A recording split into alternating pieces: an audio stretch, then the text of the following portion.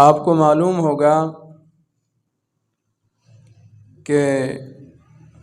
پاکستان کے علاقہ لاہور میں ایک عجیب قسم کا واقعہ رونما ہوا، اور اس واقعے کے بعد لوگوں نے بجائے علم حاصل کرنے، علماء کے قریب ہونے کے، لوگوں نے علماء پر زبان درازیاں شروع کر دیں۔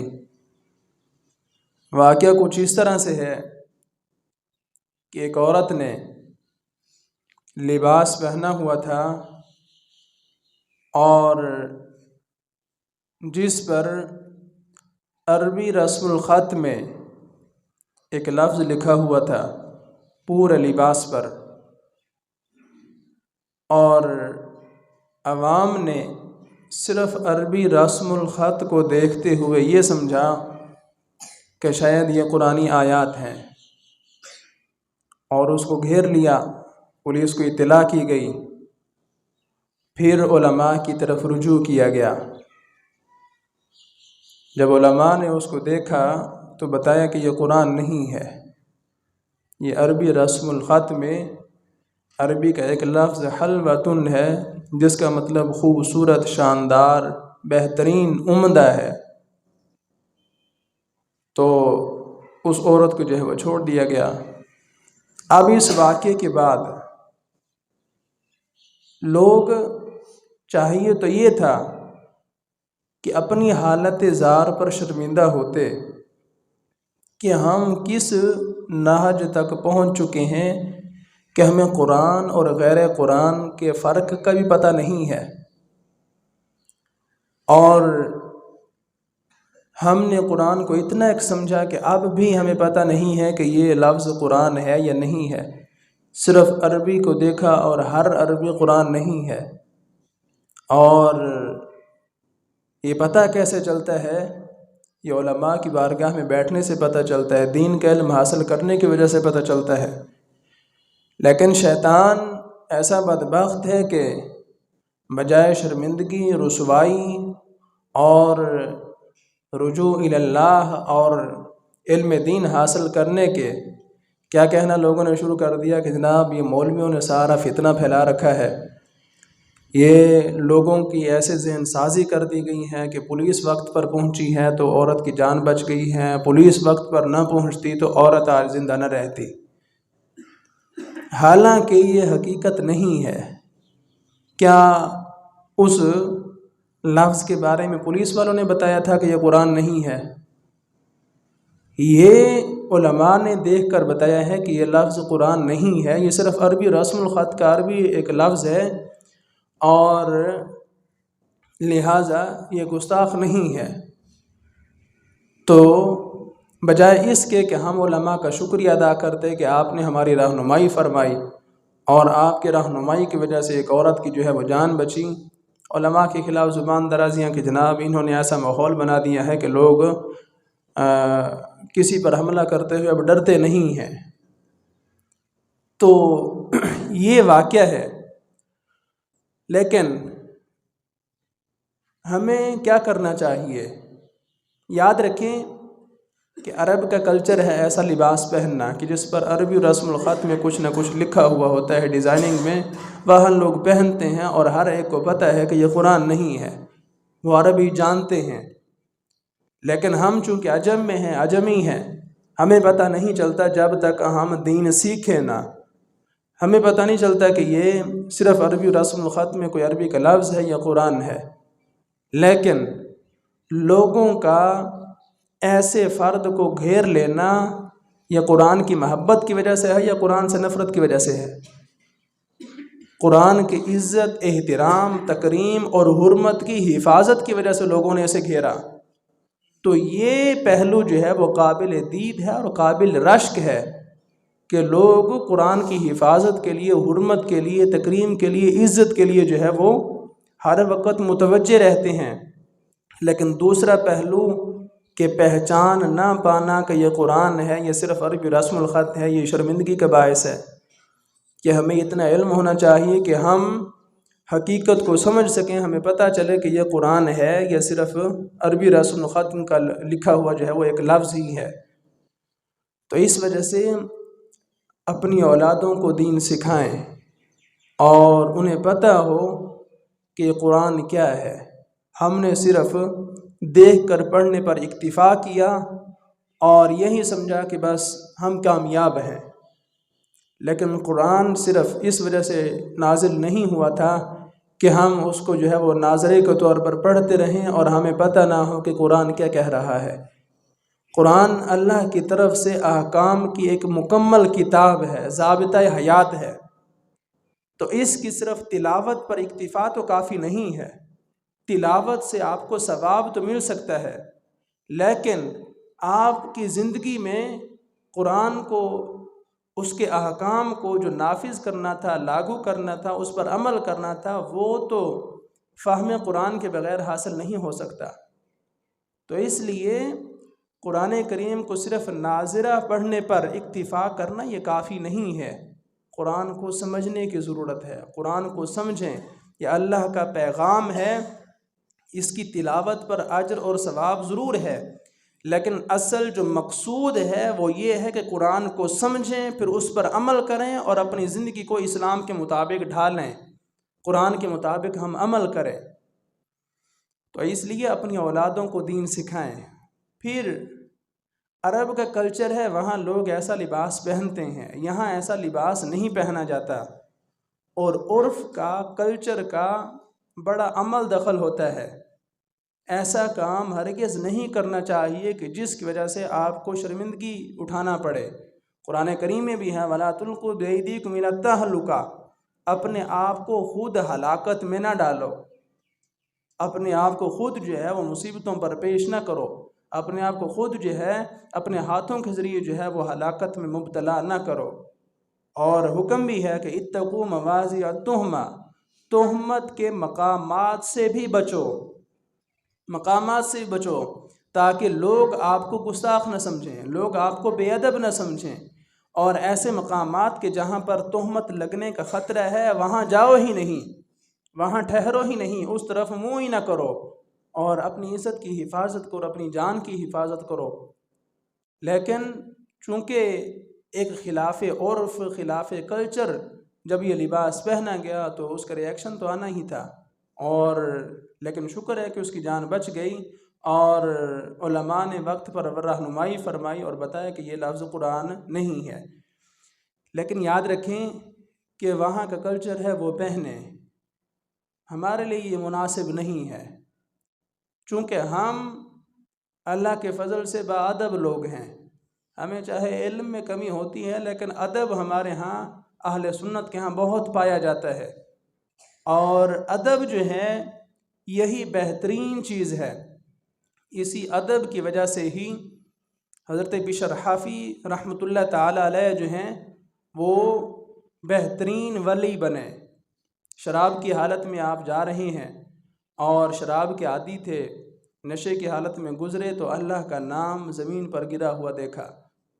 اسے اٹھایا، اسے صاف کیا، چوما، خوشبو لگائی، بلند جگہ پر رکھ دیا، اور پھر اپنی زندگی کے مطابق چل پڑے۔ لیکن اسی رات ایک بزرگ کو جو ہے وہ خبر دی گئی الہام کے ذریعے کہ جاؤ بشر حافی کو میرا سلام دو، اور اسے کہو کہ جس طرح تم نے ہمارے نام کو خوشبودار کر کے بلند کیا ہے، ہم تمہارے نام کو خوشبودار بھی کر دیں گے، بلند بھی کر دیں گے۔ ولی تلاش کرتے کرتے بشر حافی کے دروازے پر پہنچا، پتہ چلا کہ وہ تو گھر پر نہیں ہیں، وہ تو میخانے ہیں۔ وہاں پہنچے اور پیغام بھجوایا تو انہوں نے کہا وہ تو نشے کی حالت میں مدہوش ہیں، اور جب بلایا گیا تو گرتے پڑتے جب آئے وہ ننگے پاؤں، تو اس بزرگ نے انہیں سلام کہا، اور یہ خوشخبری بھی عطا فرمائی کہ اللہ رب العزت کی طرف سے یہ الہامی طور پر مجھے بتایا گیا ہے کہ جس طرح تم نے اللہ کے نام کی قدر کی ہے اور اونچا کیا ہے، اسی طرح اللہ نے تمہارے سارے گناہ معاف کر دیے ہیں اور تمہارا ذکر جو ہے اونچا کر دیا ہے۔ تو انہوں نے پھر ایسی توبہ کی کہ دوبارہ پھر شراب کے قریب بھی نہ گئے، دوبارہ شراب کے قریب بھی نہ گئے، اور ساری زندگی جو ہے وہ ننگے پاؤں چلتے رہے کہ اللہ کی طرف سے مجھے سلام اور خوشخبری اس حالت میں آئی تھی کہ میں ننگے پاؤں تھا، تو لہٰذا میں اب اسی پسندیدہ حالت پر ہی رہوں گا، اور ساری زندگی ننگے پاؤں انہوں نے زندگی گزاری۔ حافی کا مطلب ہی ننگے پاؤں چلنے والا، لیکن اللہ نے ان کا شان ایسا بلند کیا اور ایسا نوازا کہ جس بھی راستے سے وہ گزرتے جانور وہاں پر جو ہے وہ لید گوبر پیشاب نہیں کرتے تھے۔ اللہ نے ایسی ان کی توبہ کو قبول فرمایا، ان کے گناہوں سے درگزر فرمایا اور معافی عطا فرمائی کہ اس کا راستہ ہر وقت صاف رہتا، اور ساری زندگی انہوں نے جو ہے پھر استقامت کے ساتھ توبہ پر جو ہے وہ گزاری۔ ایک دن کسی نے دیکھا کہ جہاں سے وہ گزرتے تھے وہاں پر جانور کی لید اور گوبر پڑا ہوا تھا، تو انہوں نے کہا کہ بشر حافی رحمۃ اللہ تعالی علیہ کا انتقال ہو چکا ہے۔ لوگوں نے کہا تمہیں کیسے معلوم؟ کہا کہ آج تک اس راستے پر جانوروں نے لید اور گوبر نہیں کیا، لیکن آج پڑا ہوا ہے، تو اس کا مطلب ہے کہ بشر حافی آج یہاں سے نہیں گزر پائیں گے۔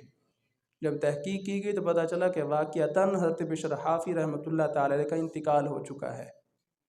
تو صرف اللہ رب العزت کے نام کا ادب جو ہے وہ بندے کے لیے توبہ میں اتنا معاون، مددگار اور بخشش کا ذریعہ بنتا ہے کہ اللہ رب العزت اس بندے کی تقدیر بدل دیتا ہے۔ اور ہمیں بھی چاہیے وقتاً فوقتاً، جس طرح میں گزارش کرتا رہتا ہوں کہ یہ جلسے جلوسوں کے اشتہارات یا یہ الیکشن کے جو بینرز ہیں، اشتہارات ہیں، ان پر انشاءاللہ محمد، عبداللہ، عبد الرحمن اس طرح کے نام لکھے ہوتے ہیں، لیکن ہلکی سی گوند لگائی اور اس کو چپکا دیا اور تھوڑی ہی دیر بعد وہ نیچے پڑا ہے۔ لگانے والے بہت ہیں، اٹھانے والے تھوڑے ہیں، جس کی وجہ سے ہم رحمتوں سے محروم ہو رہے ہیں، برکتوں سے محروم ہو رہے ہیں۔ تو کوشش کی جائے کہ مقدس اوراق کا خیال کیا جائے، ادب کیا جائے، احترام کیا جائے۔ اور پھر علماء فرماتے ہیں کہ مقدس اوراق کا، مقدس لفظوں کا، اللہ رسول کے نام کے احترام کرنا تو ضروری ہے، فرض عین ہے، لازمی ہے، لیکن جو حروف تہجی ہیں جن کو ملا کر جو ہے وہ قرآن کے الفاظ بنتے ہیں، ان کا احترام بھی کرنا چاہیے۔ یعنی وہ فرض تو نہیں ہے، واجب تو نہیں ہے، لیکن بہتر یہی ہے، چونکہ یہی الف با تا سا یہی الفاظ ملتے ہیں اور قرآن کا لفظ بنتا ہے، تو لہٰذا ادب کا تقاضا یہی ہے کہ ان الفاظ کا بھی احترام کیا جائے اور ان کو بھی بے ادبی سے بچایا جائے۔ اب یہاں پر آ کر ایسا لباس پہننا کہ جس پر حروف تہجی لکھے ہوئے ہوں، یہ کوئی پسندیدہ عمل نہیں ہے۔ عرب والے پہنتے ہیں، وہ جانے، ان کا عمل جانے، اور یہاں پر نہ اس چیز کا عرف ہے، نہ اس چیز کا رواج ہے، تو اس طرح یہ کوئی دین پر عمل کرنے والی بات بھی نہیں ہے۔ ایک ادنا درجے کی آپ بے ادبی سمجھ سکتے ہیں کہ حروف تہجی کی بے ادبی ہے، گستاخی نہیں ہے، بہرحال گناہگار نہیں ہے بندہ، لیکن بے ادبی میں شمار لازمی ہوتا ہے۔ تو ایسا عمل ہرگز نہ کیا جائے کہ جس کی وجہ سے فتنہ کھڑا ہو اور بندہ جو ہے وہ اپنے آپ کو تہمت کے مقام پر ڈال دے، ہلاکت میں ڈال دے۔ ایسا عمل ہرگز نہیں کرنا چاہیے۔ اور نبی کریم صلی اللہ تعالی وسلم آپ کے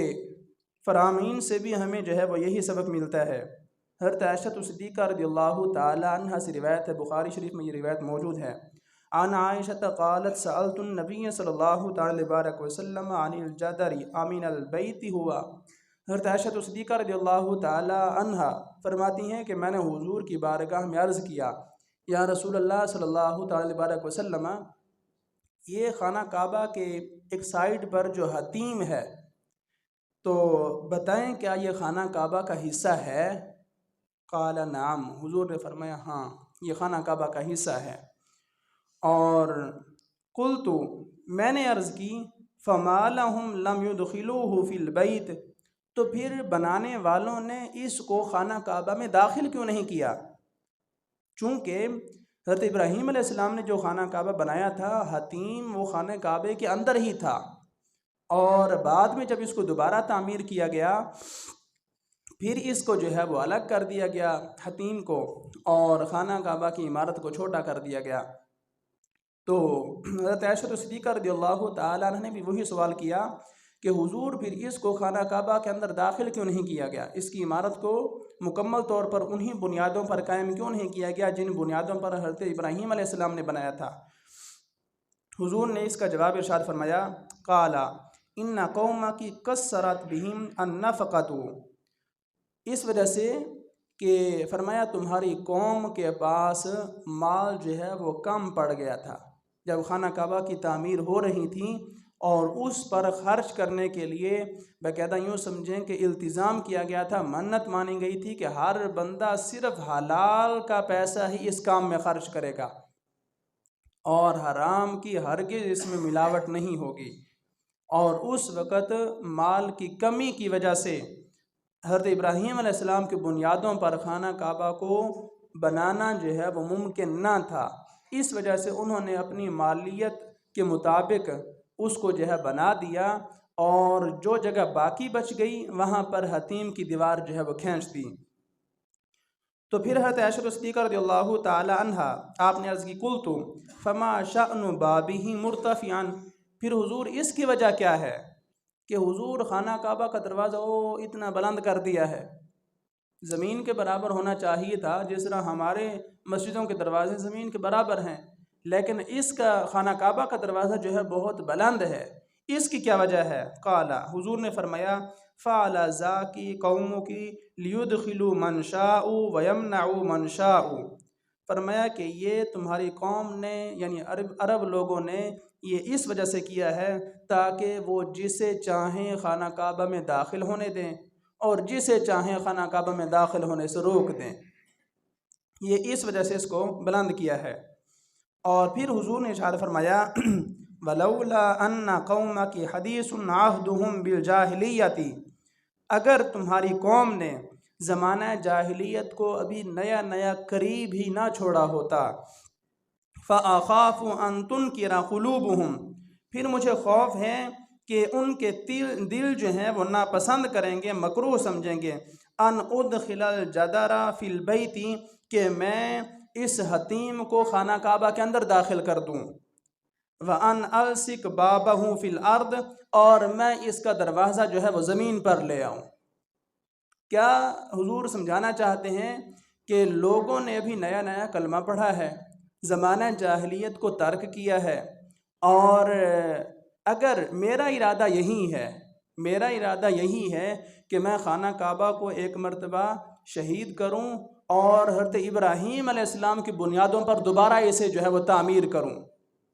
اور ایک تو انہی بنیادوں پر یہ قائم ہو جائے، حتیم کو میں خانہ کعبہ کے اندر داخل کر دوں، اسی میں شامل کر دوں، اور دوسرے نمبر پر میں اس کا دروازہ جو ہے وہ بلندی سے زمین پر لے آؤں، تاکہ عرب کا یہ جو دستور ہے کہ جسے چاہیں داخل ہونے دیں، جسے چاہیں نہ داخل ہونے دیں، روک دیں، یہ چیز بھی ختم ہو جائے۔ اور ایک روایت میں ہے کہ میرا ارادہ یہ ہے کہ میں اس خانہ کعبہ کے دروازے دو کر دوں، ایک طرف سے لوگ داخل ہوں، دوسری طرف سے لوگ نکلتے جائیں، یعنی داخلی خارجہ دروازہ جو ہے وہ الگ الگ ہو جائیں۔ لیکن حضور نے اپنی چاہت کا اظہار فرمایا، لیکن اس عمل مبارک کو خود کیا نہیں، کس وجہ سے؟ تاکہ لوگوں میں ایک نیا فتنہ نہ کھڑا ہو جائے، لوگ جو ہیں وہ کہیں اس چیز کو ناپسند نہ کرنا شروع کر دیں کہ نئے نئے لوگ ابھی مسلمان ہوئے ہیں، مکمل طور پر ابھی جو ہے وہ تعلیمی لحاظ سے وہ آگاہ نہیں ہوئے، اس وجہ سے حضور نے صرف اپنی چاہت کا اظہار فرمایا، لیکن خانہ کعبہ کی تعمیر نو آپ نے نہیں فرمائی،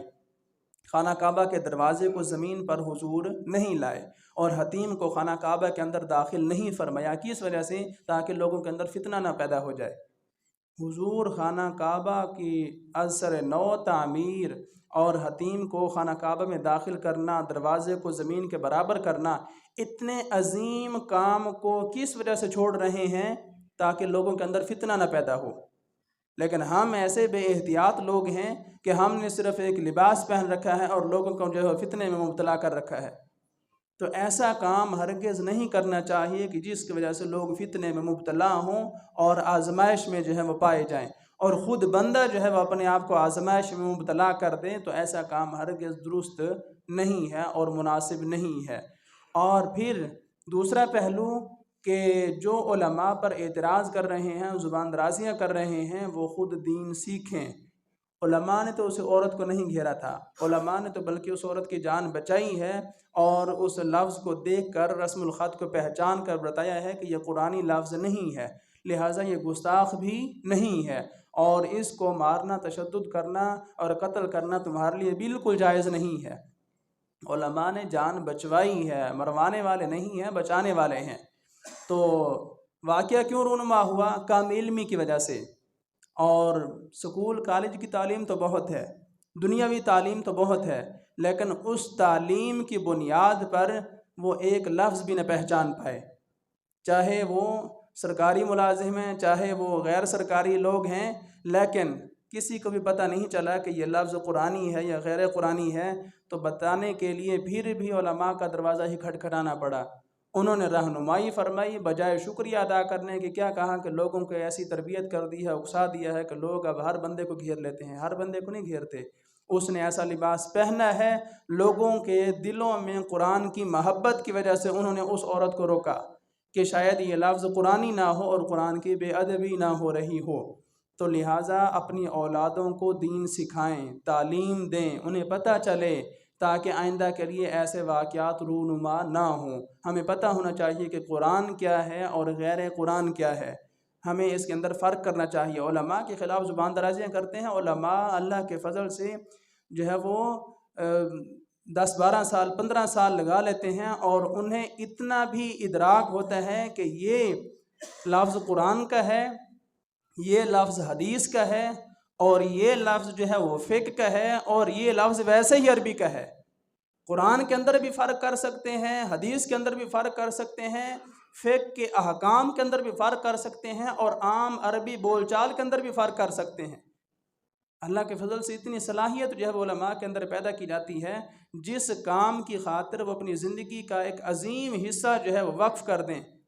اور آپ ان کا شکریہ ادا کرنے کے بجائے کہیں کہ ان لوگوں کی وجہ سے ہم پریشان ہیں، ہماری وجہ سے پریشان نہیں ہیں، اپنی کم علمی کی وجہ سے پریشان ہیں۔